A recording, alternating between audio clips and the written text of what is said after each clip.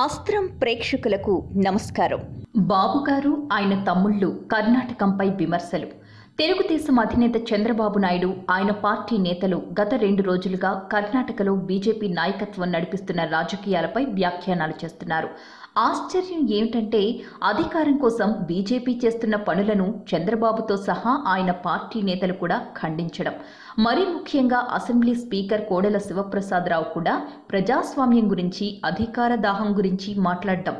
కర్ణాటకలో బీజేపీ నాయకత్వం చేస్తున్న పనులను, ప్రజాస్వామ్యం పట్ల గౌరవం ఉన్న వాళ్ళు ఎవ్వరూ అంగీకరించలేరు.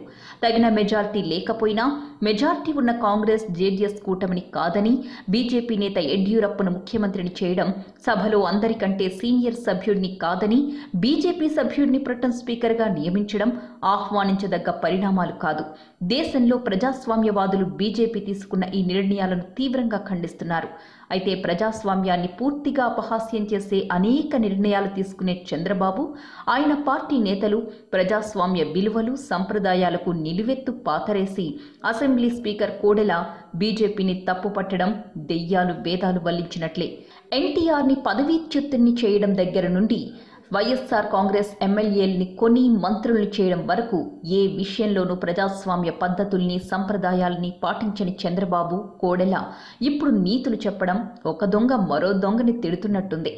1995లో చంద్రబాబు వైస్రాయ్ హోటల్ సాక్షిగా చేసిన ప్రజాస్వామ్య ఖూనీ సందర్భంలో అప్పటి శాసనసభ స్పీకర్గా ఉన్న ప్రస్తుత ఆర్థిక మంత్రి యనమల రామకృష్ణుడు శాసనసభ బల నిరూపణ సమయంలో ఎన్టీఆర్కి మాట్లాడే అవకాశం కూడా ఇవ్వని నియంతృత్వ నిర్ణయాన్ని ప్రజలు మరచిపోలేదు.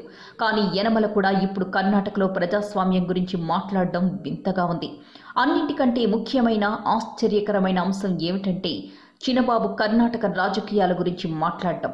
వర్ధంతికి శుభాకాంక్షలు చెప్పే యువరాజు నారా లోకేష్ ఇప్పుడు కర్ణాటక రాజకీయాలను తనదైన శైలిలో విమర్శిస్తున్నారు. అక్కడ అధికారం కోసం బీజేపీ చేస్తున్న పనులు, తీసుకుంటున్న నిర్ణయాలు ప్రజాస్వామ్యాన్ని అపహాస్యం పాలు చేసేవిగా ఉన్నాయని చినబాబు వాపోతున్నారు. తెలుగుదేశం పార్టీకి బాకా ఊదే పచ్చ మీడియా ఈ వార్తల్ని నిస్సిగ్గుగా ప్రచారం చేస్తోంది. అధికారం ఉన్నవాళ్లు ఏం చేసినా, మీడియా చేతిలో ఉన్నవాళ్లు ఏం చూపించినా ప్రజలు గుడ్డిగా నమ్మేస్తారని వీరి విశ్వాసం. అందుకే బరి తెగించి మరీ కర్ణాటక రాజకీయాలపై టీడీపీ నేతలు నీతులు వల్లిస్తున్నారు. వాటిని పచ్చ మీడియా ప్రసారం చేస్తోంది. ఈ వీడియో కనుక మీకు నచ్చితే లైక్ చేయండి. మా ఛానల్ని సబ్స్క్రైబ్ చేసుకోవడం మాత్రం మర్చిపోకండి.